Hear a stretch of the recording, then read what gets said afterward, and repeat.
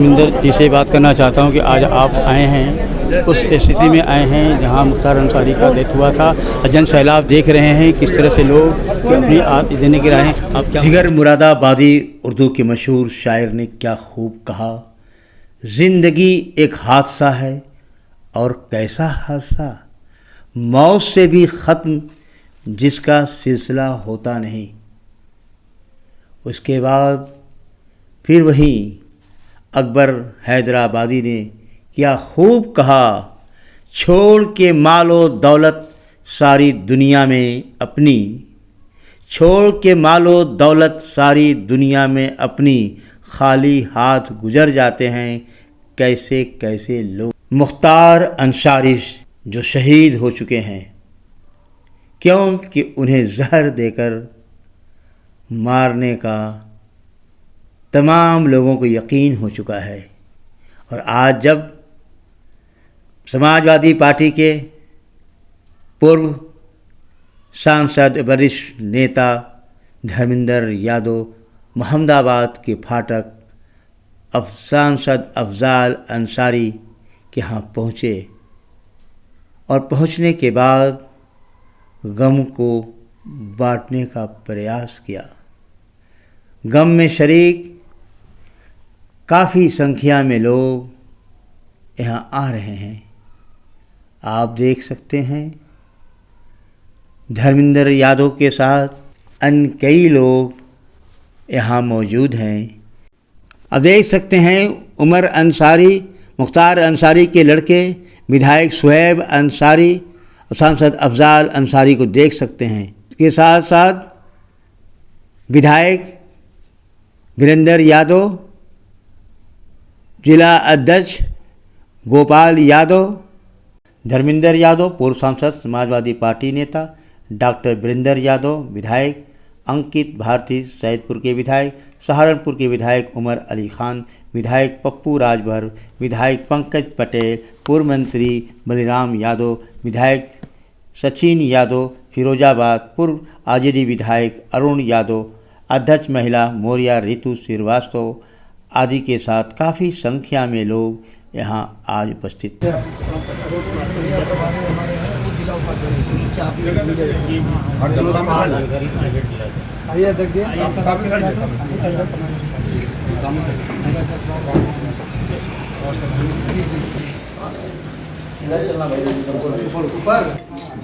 गाजीपुर क्या पूरे देश के लोग जानते हैं गाजीपुर क्यों आना पड़ा, और हमने कभी कल्पना नहीं की थी कि इस तरह के माहौल में भी गाजीपुर आना पड़ेगा। जो घटना हुई पूर्व विधायक मुख्तार अंसारी साहब के साथ उनका निधन हुआ, और निधन ही नहीं, उनके स्वाभाविक निधन होता तो एक अलग बात थी। जिस तरीके के सवाल उस निधन के साथ जुड़े हैं, मैं समझता हूँ देश में कभी किसी ने कल्पना नहीं की होगी। लगातार उनके परिवार के लोग न्यायालय में अर्जी लगा रहे थे। माननीय सर्वोच्च न्यायालय तक उनकी अर्जी इस बात को लेकर गई थी कि जेल में रह के वो अपने को सुरक्षित महसूस नहीं कर रहे,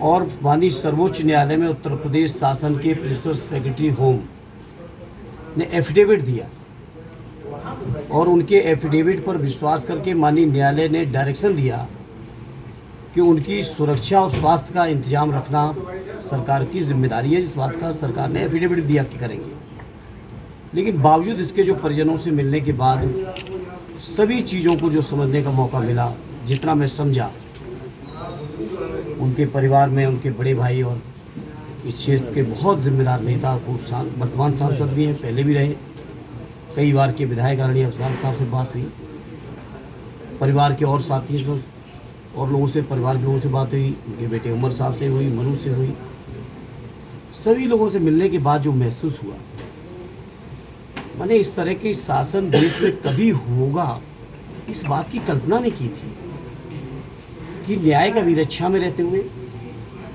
जेल में रहते हुए, प्रशासन द्वारा, प्रिंसिपल सेक्रेटरी होम द्वारा माननीय सर्वोच्च न्यायालय में एफिडेविट देने के बावजूद इस तरह से उनकी डेथ हुई है, इस बात की कल्पना कोई नहीं कर सकता।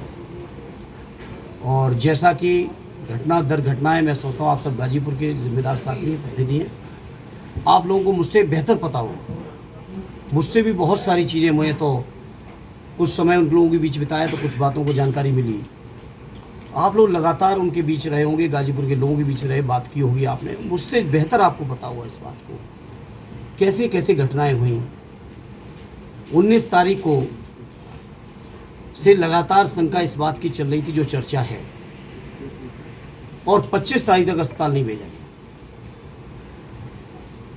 25 की रात को 2 बजे टेलीग्राम आता है आपके मोहम्मदाबाद थाने में कि उनकी हालत गंभीर है, परिवार के लोग जल्दी संपर्क करें, और अगले ही दिन शाम 4 बजे वापस जेल में भेज दिया जाता है। जो व्यक्ति आईसीयू में हो, जो व्यक्ति ऑक्सीजन से लेके तमाम सपोर्ट लेके हॉस्पिटल में हो, क्या आप इमेजिनेशन कर सकते हैं कि 14 या 18 घंटे के अंदर पूरी तरह स्वस्थ होके वापस बैरक में रहने योग्य हो जाएगा?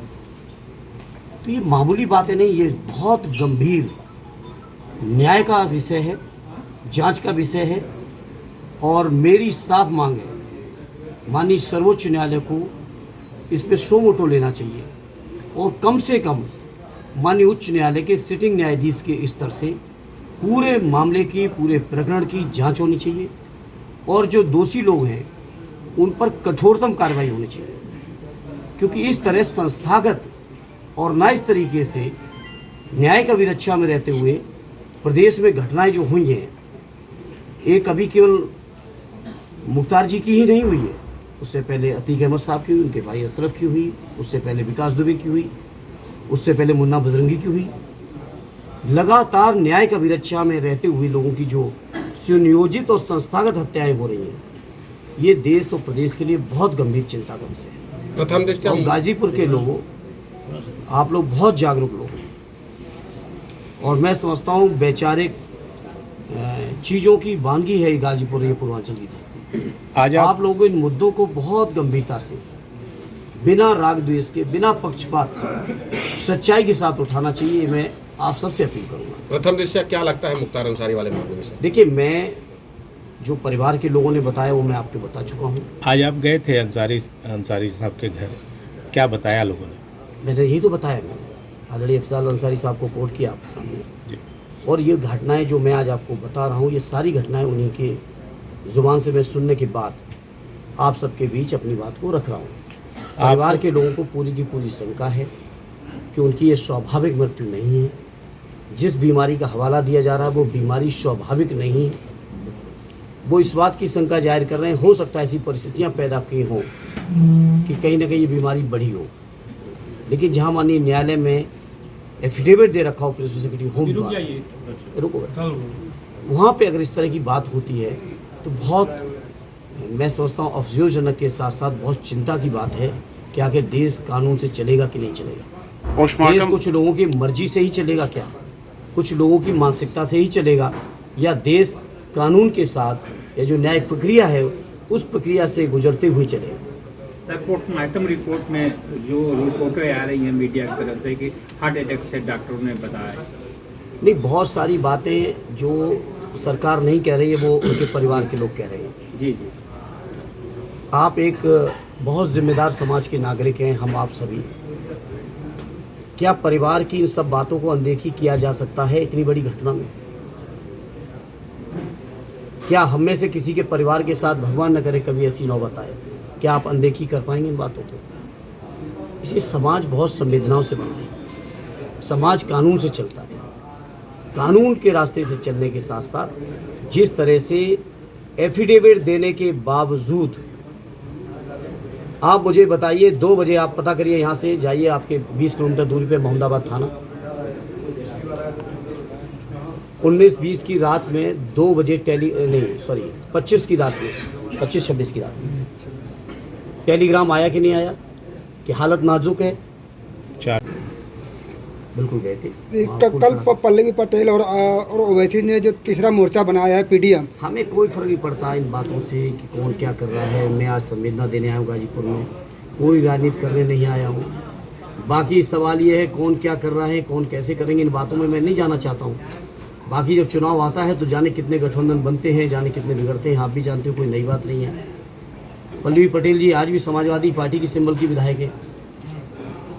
टेक्निकली वो आज भी साइकिल के निशान पर समाजवादी पार्टी की ही विधायक है। वो अलग बात है, वो अपना एक दल चलाती है स्वतंत्र तौर पर। पोस्टमार्टम रिपोर्ट में कार्डियक अरेस्ट है, उसके बाद से जांच टीम बना दी गई है और 1 महीने में रिपोर्ट सौंपने कहा गया है। देखिए, वो कहा गया है लीपापोती बहुत होती है, लीपापोती बहुत होती है। विकास दुबे की घटना की क्या कोई रिपोर्ट आई आज तक? अतीक अहमद जी की घटना की मीडिया के समक्ष लाइव हत्या हुई, क्या कोई रिपोर्ट आई आज तक? तो ये बातें नहीं है।